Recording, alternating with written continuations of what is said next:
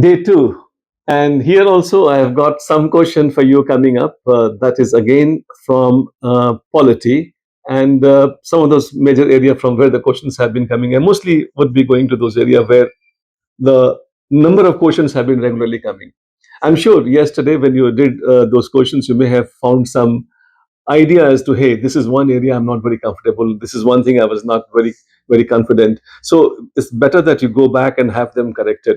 Idea is that only the smart people who are listening to me now, they would basically have their issues corrected, attended, and in the process, you would go on to really uh, prepare without realizing that you're intentionally preparing very hard for this.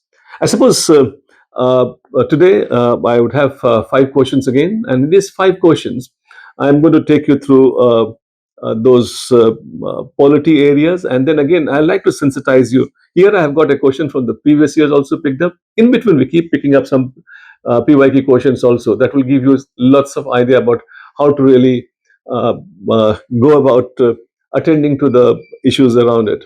Anyway, we have the first question of day two coming up now. Regarding the principles of rule of law was adopted in India, regarding the principle of rule of law was adopted in India, consider the following statement.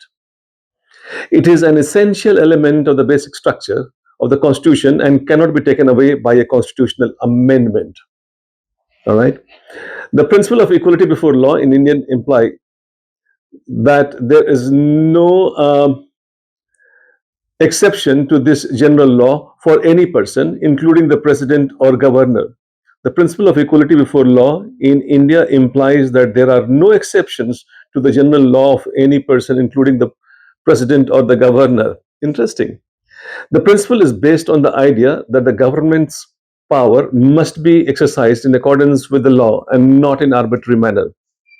Very interesting options. Which of the statement is correct? So first is got no doubt. It is an essential element of the basic structure of the Constitution and cannot be taken away by a constitutional amendment. That's correct.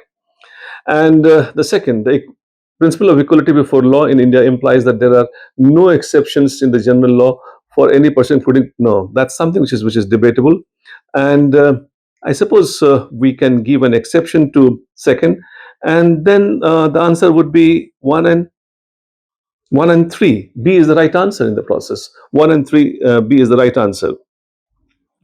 Now, I am trying to sensitize you about some of the questions which are, I would say, uh, not correct ones. So today, yesterday, if you remember, I was taking you through. Yesterday, I was taking you through the questions, which is where matching questions were there.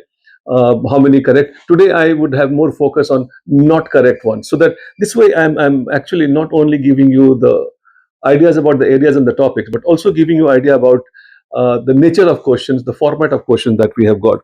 So let's look at this question number two. With reference to the reasonable restrictions on the freedom under Article 19, the Constitution, which of the following statement is not correct?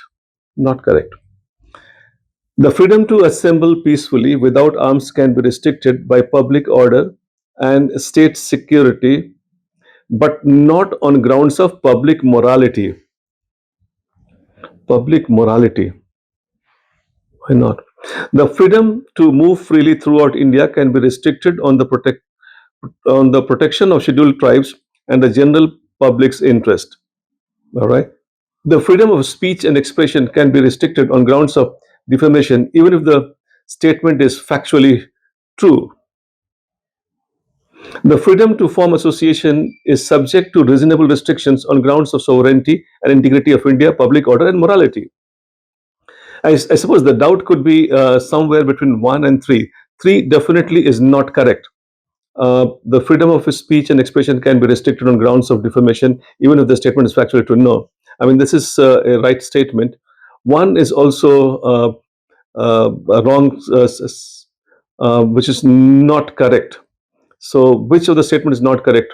So, I think only three is not correct, because even on public morality, public order, public morality can be interchangeably used. So I think first is also correct. So the only statement which is not correct is statement number 3. Answer would go as C as the right answer.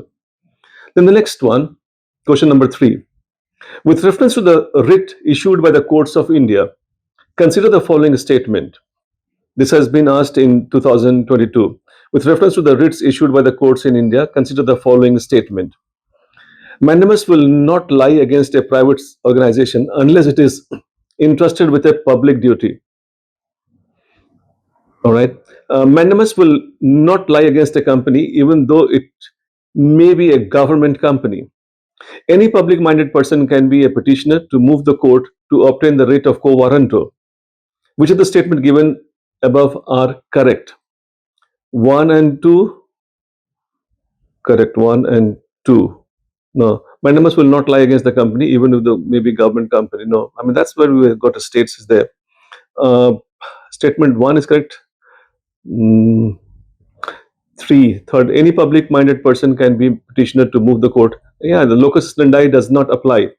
So I suppose first is correct, third is correct, second is not correct. Answer is C in the process. C is the right answer. I hope you got it right. The question number 4, regarding the directive principle of state policy, which of the following is not correct? Again, not correct. Article 39A, equal justice and free legal aid, was added in the by the 42nd Amendment Act. I suppose this is correct. The scope of Article 45 was enlarged by the 86th Amendment Act to focus on early childhood care. Correct. The 44th Amendment Act introduced the DPSP to protect and improve the environment. 44th Amendment. No, it is not correct. It is actually 42nd Amendment, Article 48A. Then fourth is the state's duty to minimize inequality in income, status, and opportunity was added by the 44th Amendment Act. That's right. So I suppose the answer becomes C in that process. C is the right answer. Now we have the last question of tonight. Which of the following statement about fundamental duties is not correct? सही नहीं है. ध्यान रखें, आज हम लोग सीख रहे हैं कि सही नहीं है वाले को देखना है हमें. Which of the following statement about fundamental duties is not correct? The duty to abide by the Constitution and respect the national flag is a fundamental duty. Not correct में तो नहीं आएगा, ये तो सही है. And then second, the duty to develop scientific temper was part of the original Constitution. There, the duty to protect and improve the natural environment was added by the 42nd Amendment Act. Correct. The duty to value and preserve the rich heritage of our composite culture is a fundamental duty. Correct. Now it's a cheeky question, I can see. The duty to develop scientific temper was part of the original Constitution. Well, this fundamental duty itself was not the part of the original Constitution, so this will also not be part of the. This is an interesting question. So the answer has to be B2 only.